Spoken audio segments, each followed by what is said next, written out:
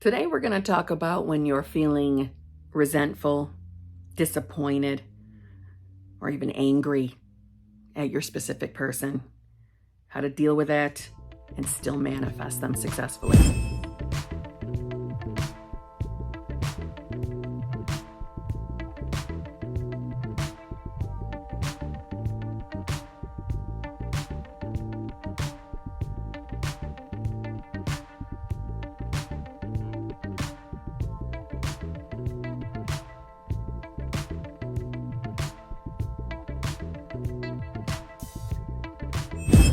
Hello, my fellow flawless, limitless, sexy, sassy, saucy HBICs. How are you on this lovely morning, afternoon, or evening? How are you all?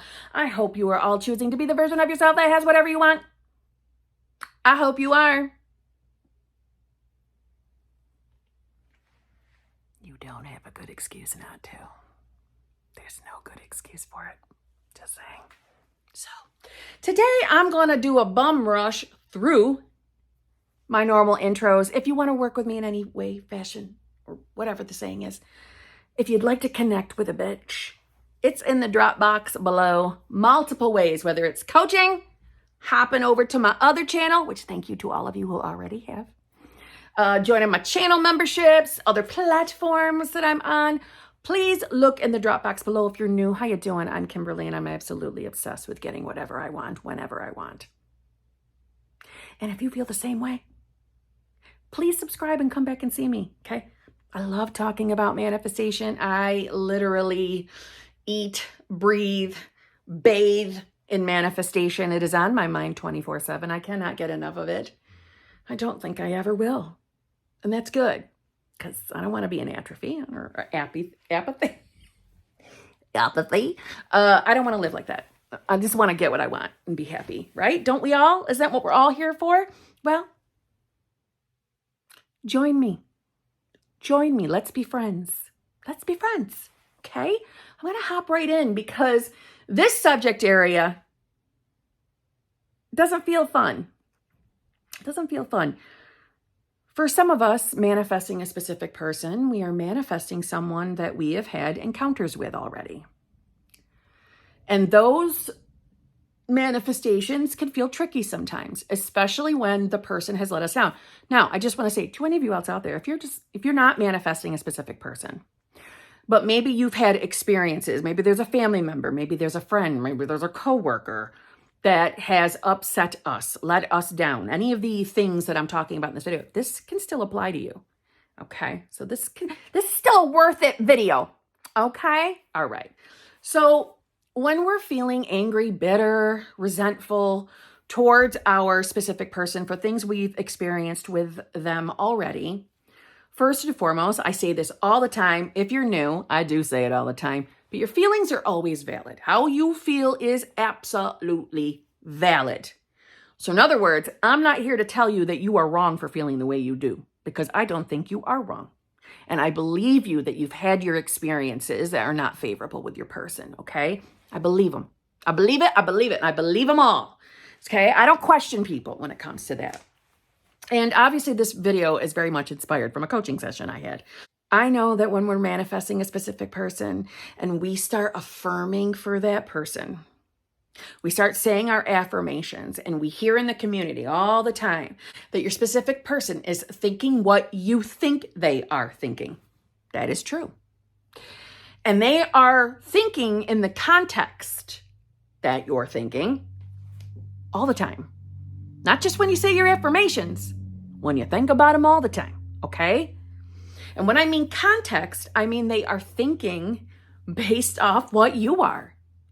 So if you're sitting in the mindset of being upset, being, really disappointed, resentful, angry, well, they're not feeling, super lovey-dovey towards you when you're in that mindset.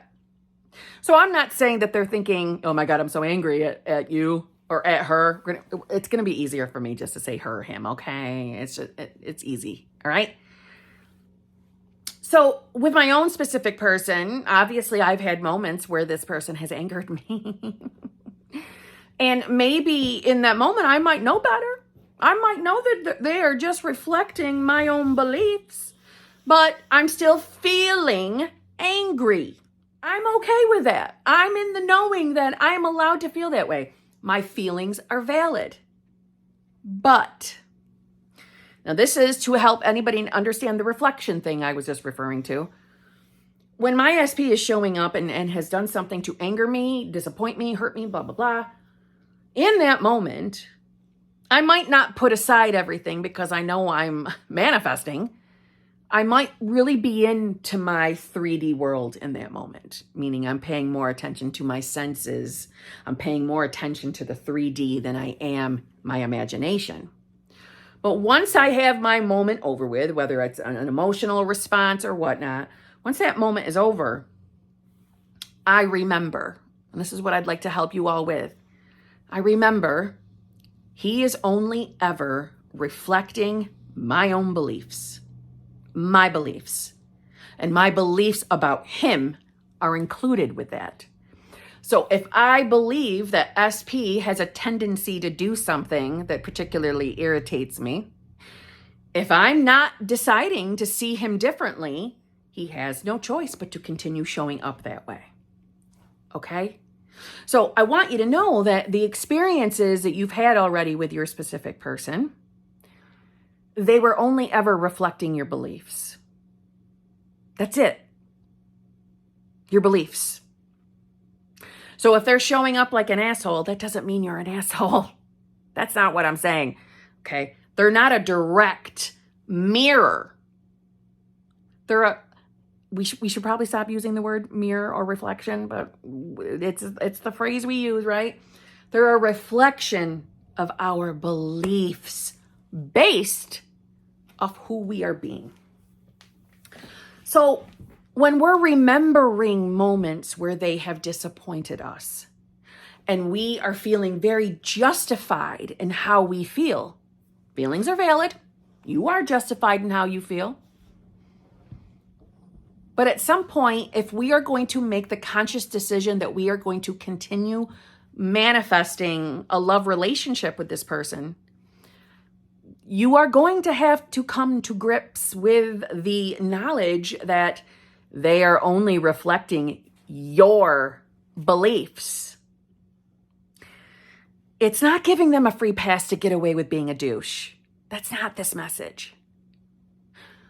But the longer you sit in the anger, in the resentment, in the hurt, the longer we sit in it, marinating, replaying it over and over. And for me, if I felt justified in my anger, it felt really hard to push it aside. And that's really important that I want you all to hear. I'm not telling you to push your emotions to the aside or push them down and pretend you're not angry when you're angry. I'm saying express it. For me, it was tears. Sometimes screaming. Top of my lungs screaming. Usually when I was alone, but I've done it. I'll let it out of my system. I'll cry it out, scream it out. I'll let it out. But I remind myself who I am. Because I want what I want. And I want my desire more than I want to sit in a victim state. When we are sitting in anger and resentment, we got to remember that's a victim state. Even if we are so justified in being angry, it's still a victim state because we're seeing it as they have wronged me. They have mistreated me. And yes, you're right. They did. They wronged you. They mistreated you. They hurt you. You are right. Feelings are valid. But if we're going to keep manifesting them, we've got to forgive. We've got to let it go. Now, I don't expect anyone to do that overnight. And it might feel very far away from where you are right now in this moment.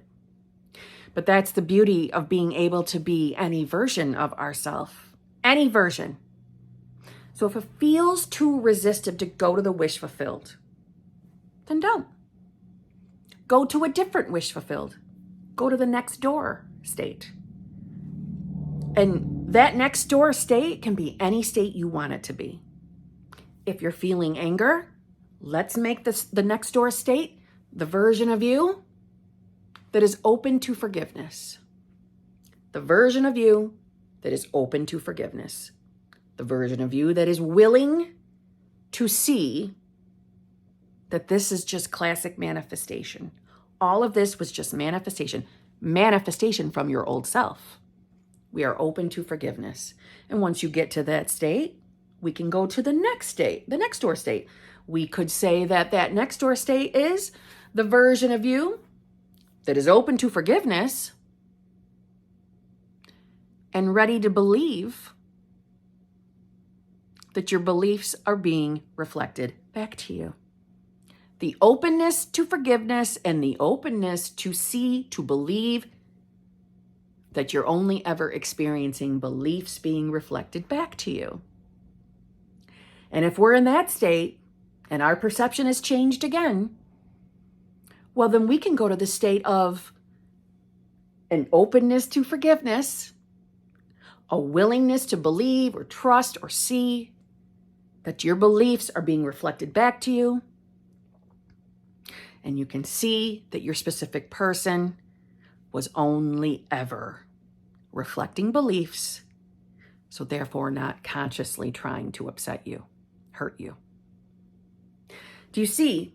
It's just crawling our way through the states, rising in consciousness with each state shift.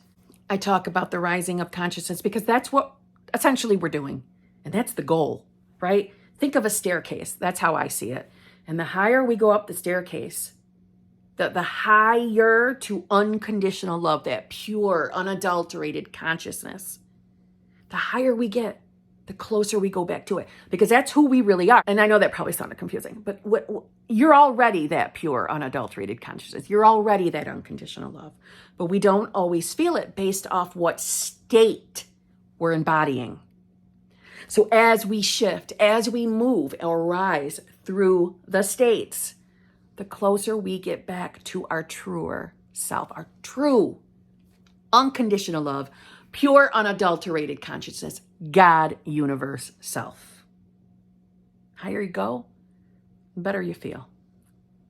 Because we're shedding those limiting beliefs as we rise. So there's options. Walk your way through the states. You can be any you you want to be. So if you're struggling with hurt, it's the same idea. Let's go to the next door state. The version of self that is feeling calm and centered. The version of self that's feeling calm and centered. Then the version of self that's open to forgiveness. And by the way, the version of self that's calm and centered and feeling relaxed, that can be for any anger, resentment, hurt. It doesn't matter. I'm just using examples. I'm just trying to get you to see that you have choice. Victim state is a choice too. And it probably sounds like I poo-poo all over victim states all the time. And it's because I know how deceitful they are, because I was married to one for a very long time. Well over 20 years of my existence. I am 49. I know I don't look it, of course. Definitely don't act it. But I was in a victim state for definitely 20 plus years. Close to 30. Seriously. I used to really relish in my anger and my justification for being angry at someone because I knew I was right. So I was going to sit in that. I'm right. He's wrong. I'm justified. And I'm going to tell him off.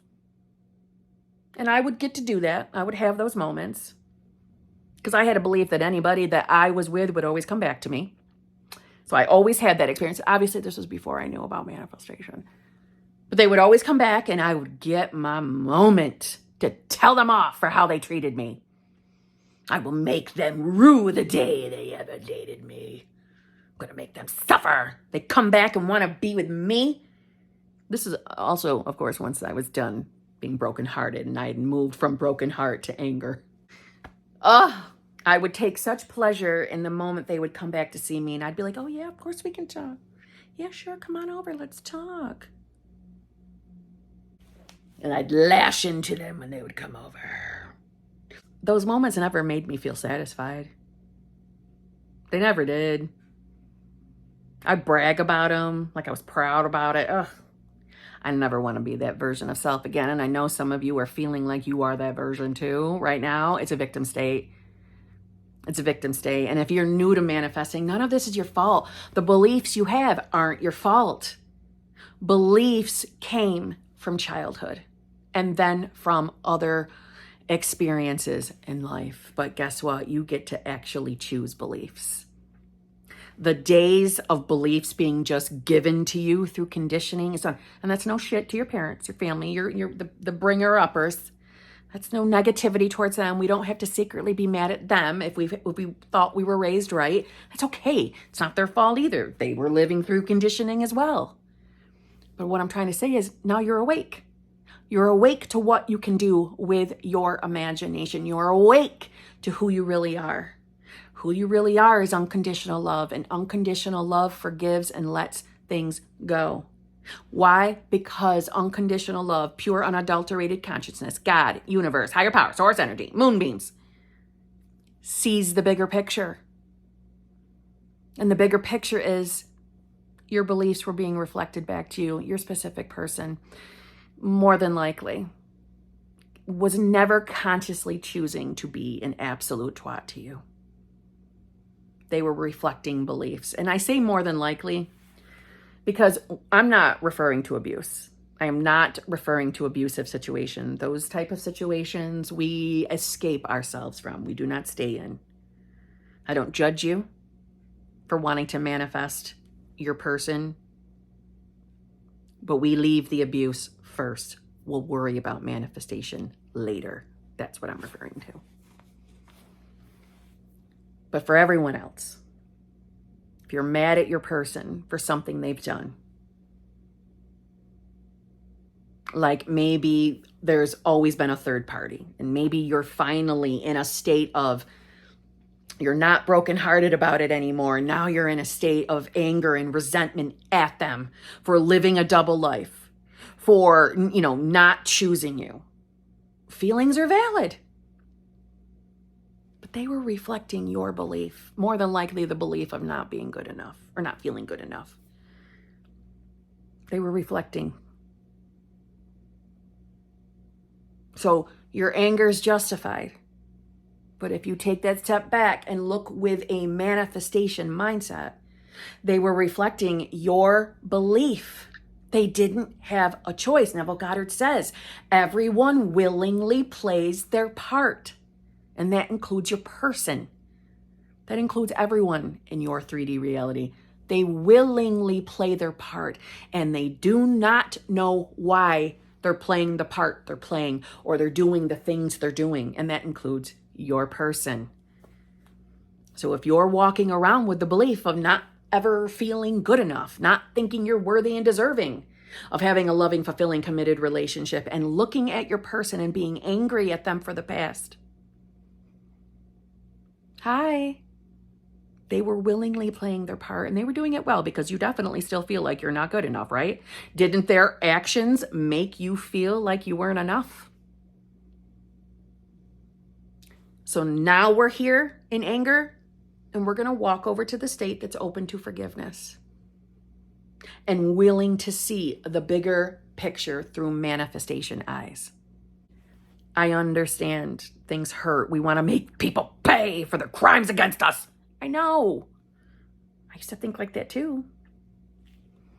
But that won't bring in the version of the specific person you want. That's not going to bring in their best version. That's going to keep them in asshole mode. That's going to keep them in douchebag mode. And they're going to keep showing up, disappointing you, letting you down, not fully choosing you, because you're hanging on to it. We got to be open to forgiveness. Open to forgiveness. We can crawl our way there. And you'll get what you want. Be willing to let the victim state go. It will change your life. Listen, and how to do it, how to walk your way to that next door state or any other state, you can affirm it. You can script it. You can visualize it, a scene that implies to you that you are now in that state. It can be any scene you desire. It can be any affirmation you desire. It can simply be the affirmation, I am now the version of self that is open to forgiveness and willing to let the past go. That's who I am. That'll work. Be willing to let it go. Be willing to let old stories go. It will change your life. Talking from true experience. So on that note, I'll see you tomorrow.